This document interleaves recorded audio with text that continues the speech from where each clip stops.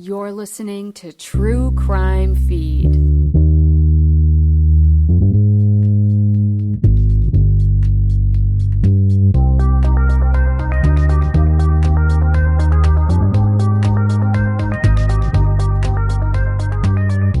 Welcome to True Crime Feed. I'm your chief pod investigator, Angela Ferrari.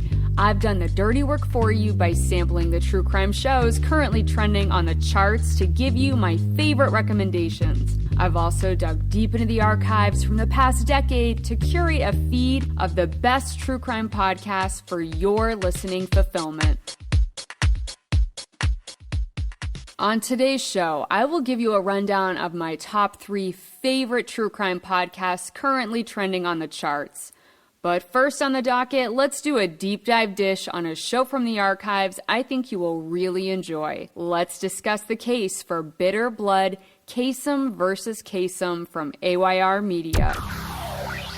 Here's a synopsis. Casey Kasem rises to international acclaim as a radio personality known for his weekend top 40 show. He had a long, successful career, amassing an estate worth over $100 million.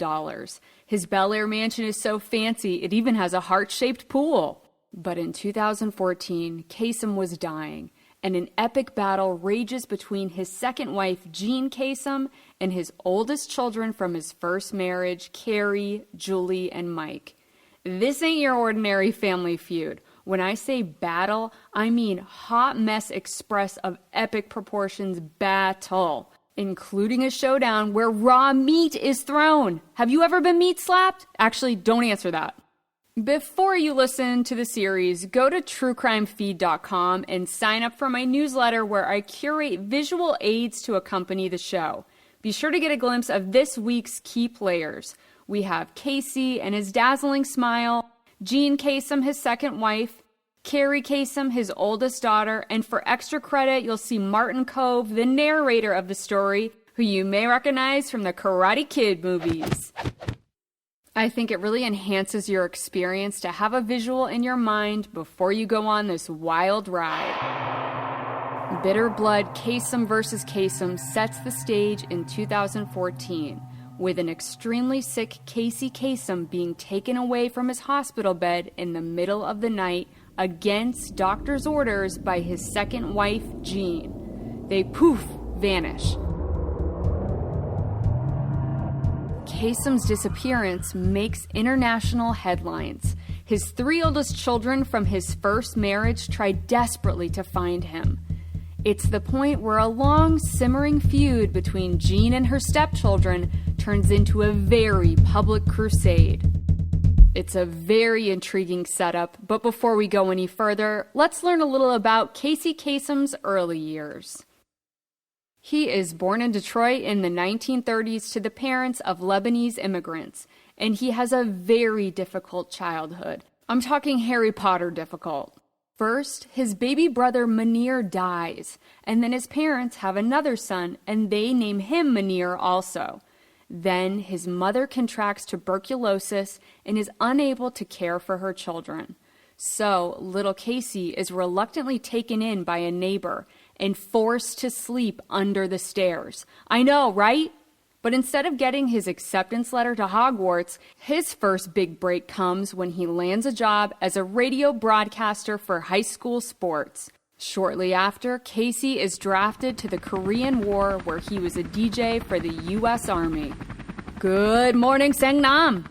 He eventually works his way up through the ranks of broadcasting, and he successfully avoids being implicated in the payola scandal. I wish the podcast dug into this because it's quite a tantalizing time in history. So let me give you a quick sidebar.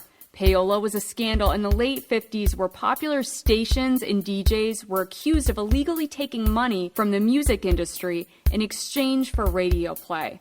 The podcast American Scandal dedicates a whole season to the payola story. It's super juicy. Anyhoozle, Casey goes on to host his very own weekly mega hit of a show, American Top 40, for the next 3 decades. Do you remember the long distance dedication? So iconic. I definitely tuned in every weekend in middle school to hear who would be number 1. For the longest time, it was Celine Dion's My Heart Will Go On. I'll never let go. I went down a rabbit hole and found some other surprising songs that dominated at the number one spot during the Kasem era.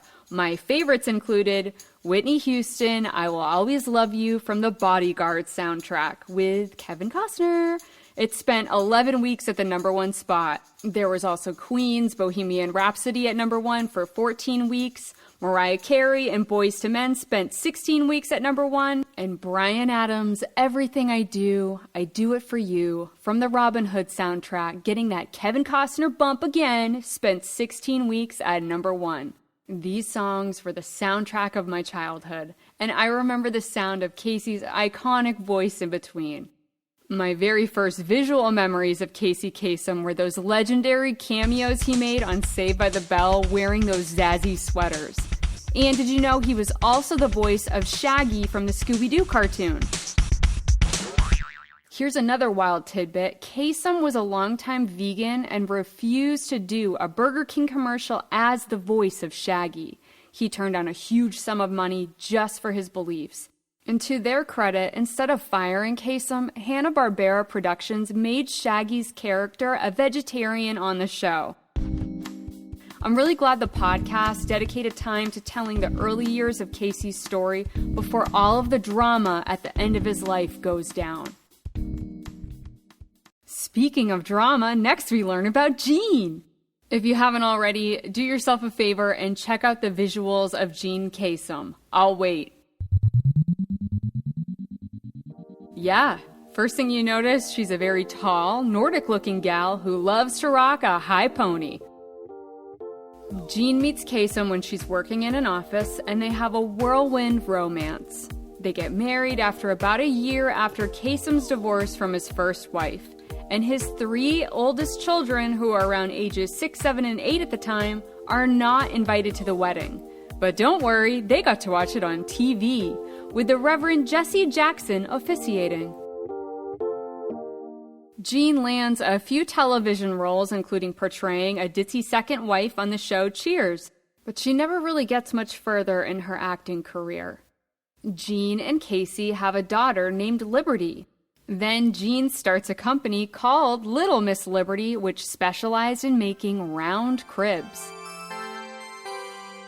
I found some great photos of these cribs, and my favorite one is baby pink with a big satin dust ruffle, adorned with ribbon-covered canopy posts, tons of frills, and big bows. It's like if a bad 80s prom dress was made into a crib.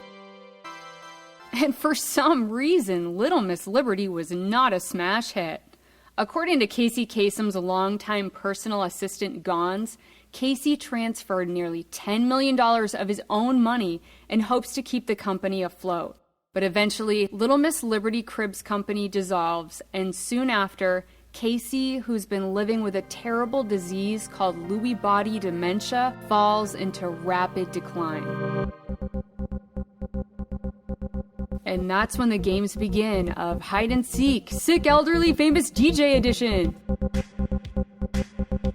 Jean does everything in her power to keep Casey's eldest children away from him. She haphazardly transports him from place to place, crossing state lines. Daughter Kerry and a private investigator track Jean and Casey down to Washington State. Kerry stages a protest, and they clash with a pro-Jean biker gang. And then Jean throws frozen meat at them. Talk about having beef with someone. There are court battles, Adult Protective Services gets involved, and headlines are being made weekly with each side accusing the other of trying to kill Casey for his money. And then in June 2014, America's DJ Casey Kasem dies. But this war is far from over. Kerry demands an autopsy before her father is set to be cremated. Jean takes his remains outside of the country. Kerry goes on an international manhunt trying to track down her father's body. And approximately 6 months after his death, Jean takes his remains to Oslo, Norway. And there they have a burial with only Jean and Liberty in attendance. And don't they look fabulous? I found a very artsy black and white photo that Liberty posted on Facebook of her and Jean wearing black top hats, holding long stem roses in front of a horse-drawn carriage. So elegant. But what about Casey, you ask? This incredible man who lived an extraordinary life is put in the ground without a headstone. I don't know about you, but I found that detail devastating. Family and friends, they can't let it go either. We learn about the aftermath. Casey's brother Munir files suit against Jean for wrongful death, and Casey's Bel Air mansion falls into disrepair. They shut off the water to the heart-shaped pool, y'all. Kerry Kasem becomes an outspoken advocate against elder abuse while continuing to take hits from Jean in the media. Jean even makes claims that Kerry was not Casey's biological daughter. Even as recently as 2021, they are still in conflict. Jean recently auctioned off some of his most prized items, including Casey's longtime microphone, music memorabilia, and personal album photos, much to the chagrin of his eldest children. I did a little more snooping, and one interesting tidbit that they don't mention on the podcast was that, according to Jean, the source of this whole feud started when Kerry became a Scientologist. Jean argues in a countersuit that Kerry conspired with the Church of Scientology to kill Casey and get his money. Yeah, this whole story is so wackadoo. It's pretty eye-opening how many of us know someone firsthand or have experienced horrible legal and emotional battles over someone's end-of-life care in their estate. In many cases, the more money at stake, the worse the shenanigans. And I think this podcast demonstrates everything that could possibly go wrong. You will get some good takeaways, like the patient's Bill of Rights that will allow you to advocate better for yourself or for someone you love if you're ever put into an insano situation like this. I would love to hear your thoughts on Bitter Blood, Kasem versus Kasem. Send me a long-distance request, or maybe you shopped at Little Miss Liberty back in the day and want to share an MTV Round Crib Tour. You can email me directly at angela@thetruecrimefeed.com, where all emails are read but not all can be replied to, or join the True Crime Feed Facebook discussion group. Keep an open mind and be kind to fellow True Crime Feed friends. Stay tuned till after the break to hear my top 3 podcast power ranking of the week. And we're back. Here are 3 shows currently trending that I think you will really enjoy. I present to you this week's podcast power ranking. At number 3, we have Ghost Herd, a true story of family, fraud, land, and power in the American West. I thought I heard of every kind of possible grift or fraud, but this is a new one to me. A cowboy goes and fabricates a ghost herd of 265,000 cattle that only exist on paper, and he brings in hundreds of millions in investment dollars from companies including a meat-packing giant. It's a fraud on a massive scale.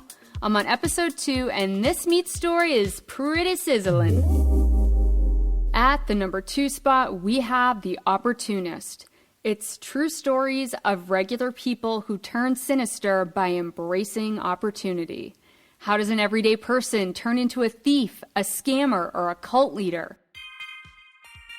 I think you'll really like this. It's great unwind crime content, and I love the format of having a story wrap up in just a few episodes.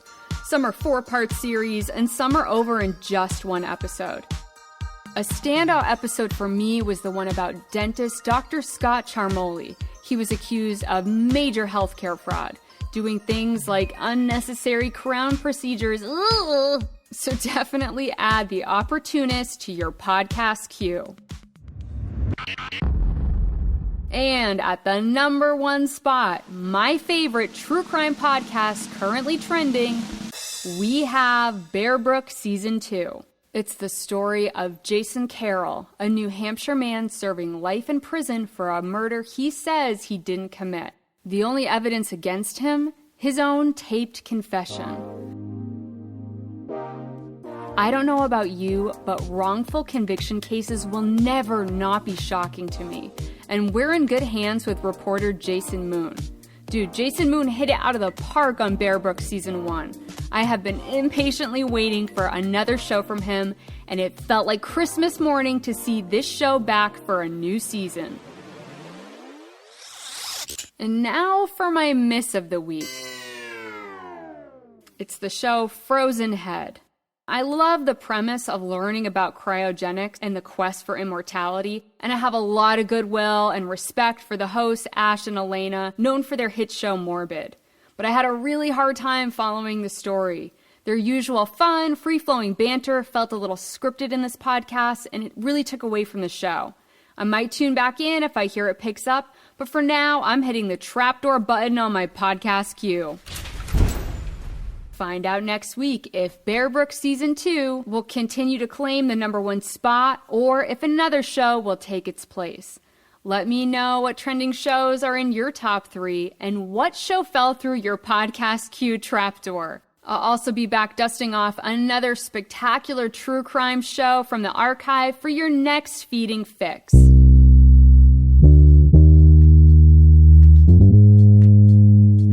That's all for today's True Crime Feed. Don't forget to sign up for my weekly newsletter where I post links to my top 3 favorite shows of the week and bring you fabulous visual aids for every episode. And be sure to follow the show on Instagram, Twitter, and Facebook to join the conversation. I'm a brand new independent show, so if you enjoyed today's episode, please leave a review and tell your fellow partners in crime to listen to True Crime Feed. Thanks for riding along and allowing me to be your audio accomplice. Join me next week for another feeding.